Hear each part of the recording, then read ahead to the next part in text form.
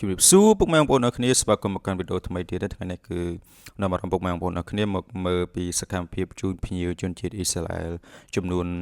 36នាក់មកមើលសកម្មភាពប្រជាពលរដ្ឋខ្មែរយើងធ្វើអំបុកក្នុងចំណោមភ្ញៀវ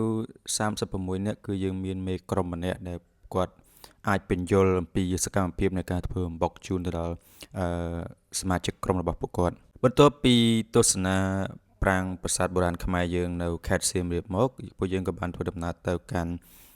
បឹងទន្លេសាបទៅមើលភូមិបណ្ដែតទឹកនៅឯសហគមន៍ចុងគ្នាហើយក៏បានធ្វើដំណើរបន្តទៅទីក្រុងភ្នំពេញប៉ុន្តែតាមផ្លូវពីសៀមរាបទៅភ្នំពេញពួកយើងក៏បានឈប់នៅខេត្តកំពង់ធំដើម្បីមើលពីសកម្មភាពរបស់ប្រជាពលរដ្ឋធ្វើអំបុកលក់ហើយភ្ញៀវជនជាតិបរទេស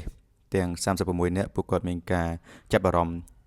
ខ្លាំងមែនទែនពុកម៉ែបងប្អូននៅគ្នាហើយបន្ទាប់ពីជូនភ្ញៀវមើលពីសកម្មភាពនៃការធ្វើអំបុកអ្នកស្រុកកំពង់ធំហើយពួកយើងក៏បានជូនភ្ញៀវមកមើលពីការរស់នៅរបស់ប្រជាពលរដ្ឋនៅក្នុង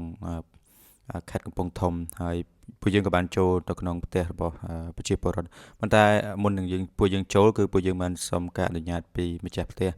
ដើម្បីជាការគួរសមហើយដើម្បីជាការសុំការអនុញ្ញាតពីម្ចាស់ផ្ទះសិនខ្ញុំក៏បានឲ្យមេក្រុមជូនភ្ញៀវផ្សេងៗទៀតទៅមុនហើយខ្ញុំថតពីសកម្មភាពមួយចំនួនសិនបន្ទាប់មកខ្ញុំក៏ដើរទៅតាមក្រោយនេះគឺជាផ្ទះបុរាណខ្មែរយើងពុកម៉ែបងប្អូនអរគ្នាគឺភ្ញៀវជនជាតិបរទេសពួកគាត់មានការចាប់អារម្មណ៍ខ្លាំងមែនទែនហើយអ្វីដែលសំខាន់នោះគឺនៅស្រុកគាត់អត់មានសកម្មភាពឬក៏ទស្សនវិជ្ជាបែបនេះទេពុកម៉ែបងប្អូនអរគ្នា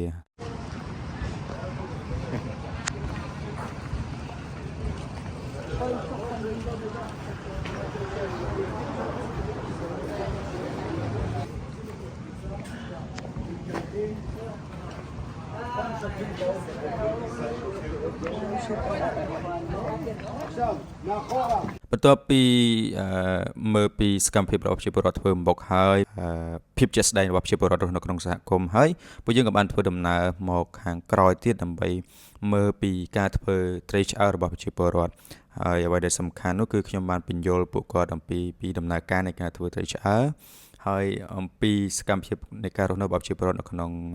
ភូមិនិយាយចំទៅគឺក្នុងភូមិតែម្ដងដោយសារតែខ្ញុំជាកូនអ្នកកសិករអញ្ចឹងខ្ញុំមានបទពិសោធន៍ច្រើនទាក់ទងនឹងសកម្មភាពរស់នៅក្នុងសហគមន៍ឬក៏នៅតាមជនបទហ្នឹងអញ្ចឹងខ្ញុំបានបញ្យល់ពួកគាត់នៅក្នុងឡានរួចហើយអ្វីដែលសំខាន់គឺជូនគាត់មកមើលផ្ទាល់ហើយឲ្យគាត់ស្វែងយល់អំពីសកម្មភាពរបស់ប្រជាពលរដ្ឋយើងផ្ទាល់តែម្ដង So this one can keep for many months. You know, dry season is hard to find fish, so they have to make dry fish like this. Yeah.